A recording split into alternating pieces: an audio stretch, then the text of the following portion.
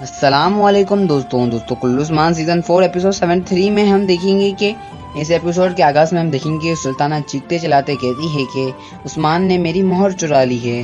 میں عثمان کے شہر اور اب میں قسم کھاتی ہوں کہ شہر اور اس محل کو تمہارے سر پر گرا دوں گی. عثمان، میرے ہاتھوں سے تمہیں کوئی نہیں بچا سکتا. تمہاری لاش عبرت عالم کے لیے دروازے پر میں لٹکاؤں گی. لوگ تمہاری میت پہ لعنت بھیجیں گے. عثمان، یہ میرا تم سے وعدہ ہے. اسی کے ساتھ سلطانہ آؤجی کو کہتی ہے کہ آؤجی بے تیاریاں کریں، ہم عثمان سے لپٹنے کے لیے جا رہے ہیں. پہلے میں عثمان کا دل چیروں گی اور اس کے بعد اسے اس کی سزا دوں گی. اس کے بعد میں خانقاہ پر حملہ کروں گی اور درگاہ پر ہم حملہ کریں گے تاکہ ہم شیخ ادب علی کو وہاں سے گرفتار کر لیں. یہ سب سن کر اولوف کہتا ہے کہ میں بھی چلوں گا تاکہ عثمان اس سب کا بدلہ لے سکوں. اس پر سلطانہ کہتی ہے کہ تم نے تو بہت دیر کر لی، بہت دیر کر دی. اس پر اولوف کہتا ہے کہ نہیں. اس پر سلطانہ کہتی ہے کہ وہ اپنے ہاتھوں سے عثمان کے حوالے کر دے. تمہارے اندر یہی بہادری ہے کیا؟ ہاں. اس پر اولوف کہتا ہے کہ نہیں، ایسا نہیں ہے. اس پر سلطانہ کہتی ہے کہ اب تم کہیں نہیں جا رہے اولوف، تم یہیں پر رک کر میرا انتظار کرو گے. لیکن اولوف چلاتا ہے کہ نہیں، میں عثمان سے ضرور بدلہ لوں گا، لیکن میں عثمان کو چھوڑوں گا نہیں. یہ دیکھ کر سلجوق سپاہی روک دیتا ہے. بھرپور کوشش کرتے ہیں تاکہ وہ کسی نہ کسی طریقے سے رک جائے اور یہیں پر ہم کونیا کا محل دیکھتے ہیں. رات کا وقت دکھایا جاتا ہے اور سلطان علاء الدین اپنی نشست میں ڈوبا ہوتا ہے اور کچھ سوچ رہا ہوتا ہے. اسی دوران وہاں پر اس کا وزیر آ جاتا ہے اور سلطان علاء الدین کو کہتا ہے کہ عثمان اپنے خواہشات کے مطابق کام کرتے جا رہے ہیں. اس پر علاء الدین کہتا ہے کہ پہلے چچا مسعود کے بارے میں بتاؤ، کیا تم نے انہیں ڈھونڈ لیا ہے کہ نہیں؟ اس پر وزیر کہتا ہے کہ ان کی تلاش جاری ہے جناب. سمانگار ڈھونڈنے کے قریب ہی تھا، لیکن عثمان نے ایک بڑی گھات لگائی اور سمانگار کو بھی قتل کر دیا. سمانگار کا کٹ کاٹا اور والدہ سلطان کے پاس بھیج دیا. یہ سن کر سلطان علاء الدین کہتا ہے کہ عثمان اپنی حد سے باہر جا رہا ہے. اس پر وزیر کہتا ہے کہ سلطان، عثمان نے صرف یہی نہیں کیا، عثمان نے والدہ سلطانہ کی مہر چرا لی ہے اور اپنی مرضی کے فیصلے کرنے لگا ہے اس مہر کے ذریعے. یہ سن کر سلطان علاء الدین غصے میں آ جاتا ہے اور اس کے بعد وزیر بتاتا ہے کہ عثمان نے والدہ سلطانہ کے زیر انتظام قلعے بھی واپس لے لیے ہیں. والدہ سلطانہ اب شہر میں یعنی ایک بڑی فوج کا انتظار کر رہی ہیں. اس پر وزیر کہتا ہے کہ سلطان علاء الدین کہتا ہے پھر انہوں نے اپنی حقیقت سے انصاف نہیں کیا، تب سے تم اپنے منہ موڑتے ہوئے الگ کیا. جس میں تھالی میں تم نے کھایا اسی تھالی میں تم نے چھید کیا. عثمان، تم نے اب یہ آگ تم نے جلائی ہے، لیکن اس آگ کو بھڑکانے والے میں ہوں. تو میں اس کی سزا دوں گا. میرے لشکر کے ڈرو عثمان بے، تمہیں حد یاد دلانے والا تمہارے دروازے پر موجود ہے. تمہیں اب پتہ چلے گا کہ تمہاری حد کیا ہے. اسی کے ساتھ سلطان علاء الدین وزیر سے کہتا ہے کہ تیاری کرو، ہم جا رہے ہیں. دوسری دوران ہم دیکھتے ہیں کہ درگاہ کا دکھایا جاتا ہے. سلطان کے سامنے شیخ ادب علی موجود ہیں اور سلطان شیخ ادب علی کو کہتے ہیں، شکریہ ادا کرتے ہوئے کہتے ہیں کہ مجھے اپنی زمین پر رکھنے کا بہت شکریہ شیخ ادب علی. اس پر شیخ ادب علی کہتے ہیں کہ دنیا میں ملکیت نام کی کوئی بھی جگہ نہیں ہے سلطان، اور خاص کر کے درگاہ کی ملکیت نہیں ہے. یہاں پر ہر کوئی رہ سکتا ہے. بھٹکے کے لیے چھت اور سڑکے کے لیے تھایا اور بھاگنے والوں کے لیے درگاہ پناہ گاہ ہے. آپ تخت سے گرے ہیں اور ہمارا دروازہ ہمیشہ کھلا ہے. ہم آپ کے ساتھ ہمیشہ کھڑے رہیں گے سلطان. آپ بہتر جانتے ہیں کہ حکمرانی کسی کی وفادار نہیں ہوتی.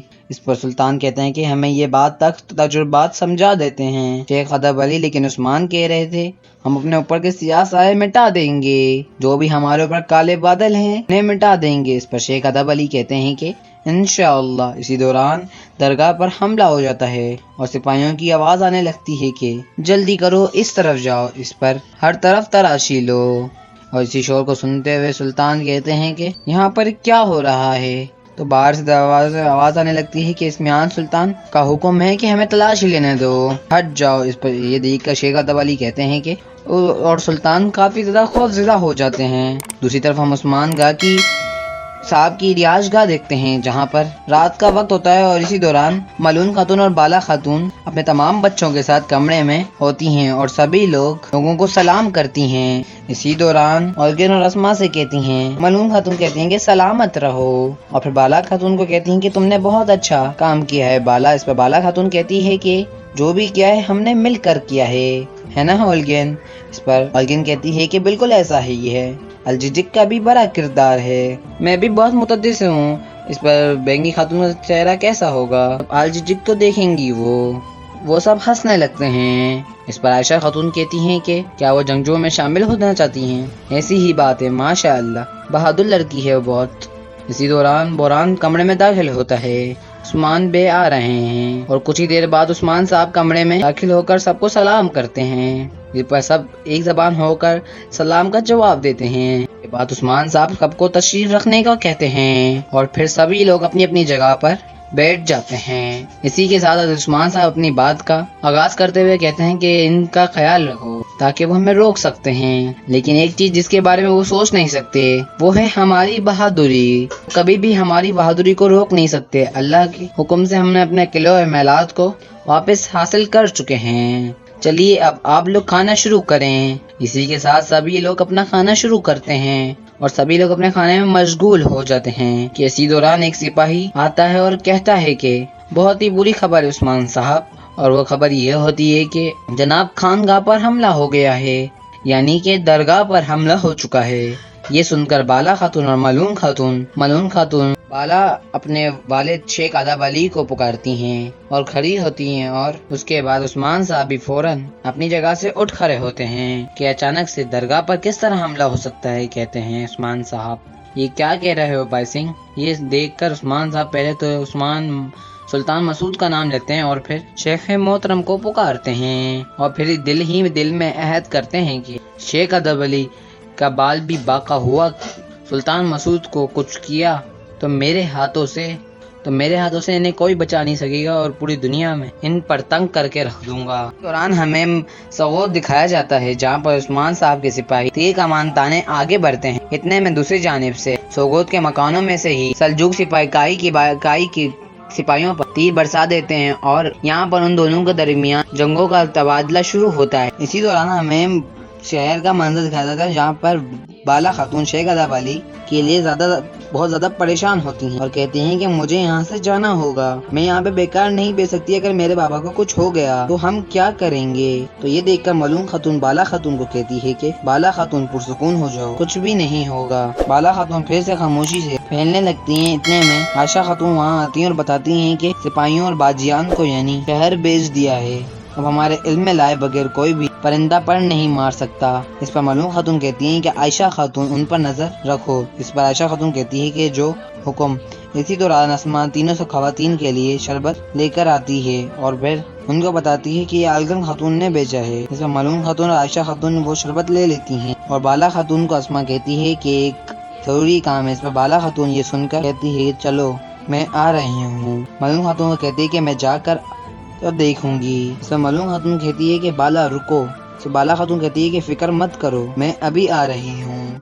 वहीं दूसरी जानिब सोगोत में सल्जूक सिपाही एक एक करके तमाम कई सिपाहियों को शहीद कर रहे थे और कुछ को मौत के घाट मुंह पर उतार रहे होते हैं। वहीं पर दूसरी जानिब हम देखते हैं कि बोरान अपने सिपाहियों से कहता है कि भाइयों डाल बनाओ, हम इसी तरीके से आगे बढ़ेंगे, और यूं वो डाले बनाकर आगे बढ़ते हैं। सल्जूक सिपाहियों पर हमला आवर हो जाते हैं। इतने में हम यहाँ पर दूसरे सल्जूक सिपाही आते देखेंगे। उनके दरमियान एक जबरदस्त लड़ाई शुरू हो जाती है। उसी जानिब हम दूसरी जानिब देखते हैं कि उस्मान बे भी अपने कुछ ही सिपाहियों के साथ बहुत ही मोहतात अंदाज से दरगाह की जानिब बढ़ रहे होते हैं और उन्होंने भी अपने अपने हाथों में तीर कमान ताने हुए थे।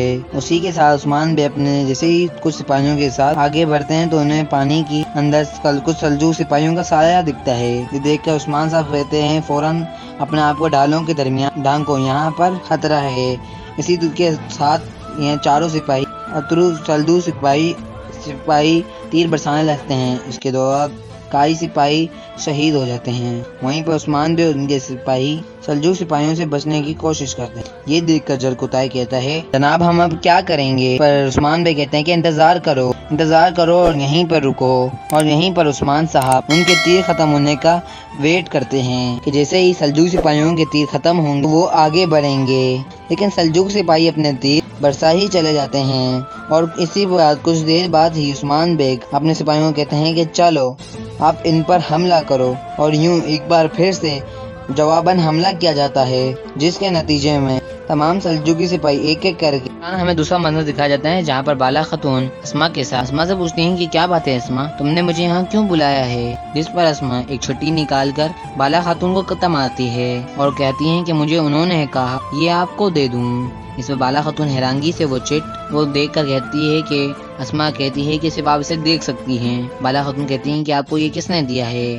اس پر اسما کہتی ہے کہ میں اسے نہیں جانتی، لیکن یہ والدہ سلطانہ کی طرف سے ہی ہے، صرف آپ کو دیکھنے کے لیے کہا ہے اور صرف آپ کو ہی بتانے کے لیے کہا ہے۔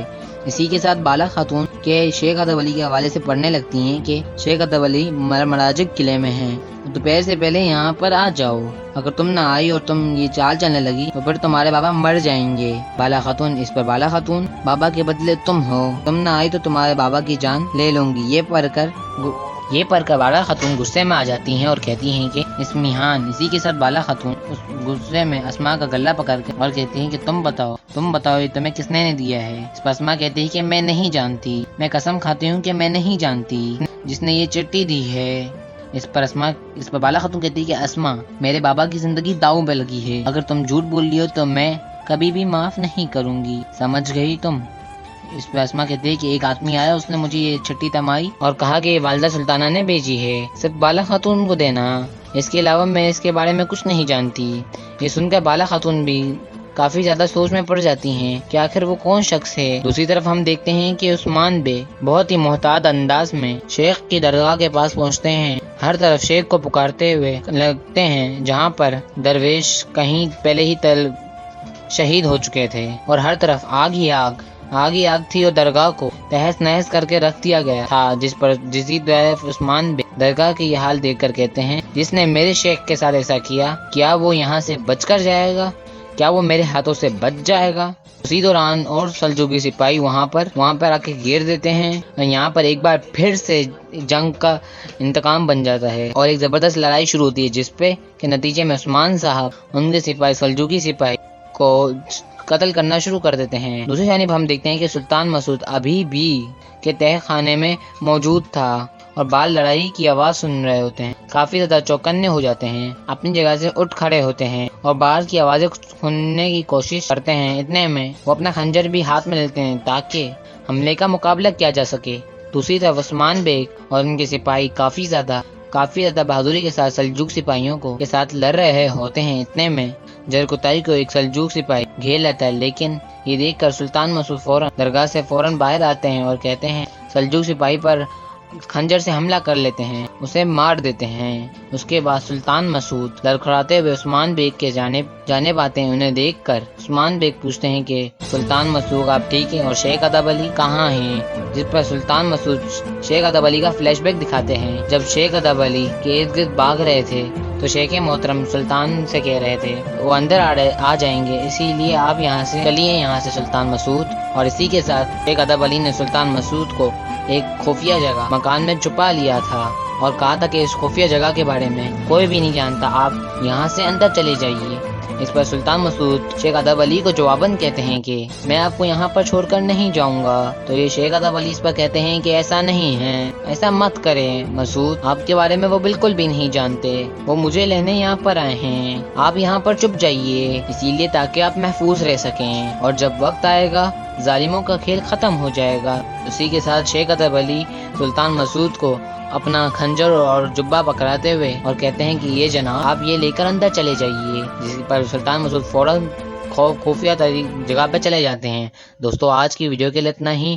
اگر آپ کو آج کی ویڈیو پسند آئے تو لائک شیئر کمنٹ سبسکرائب کرنا مت بھولنا۔ ملتے ہیں اپنی اگلی ویڈیو میں، تب تک کے لیے اللہ حافظ۔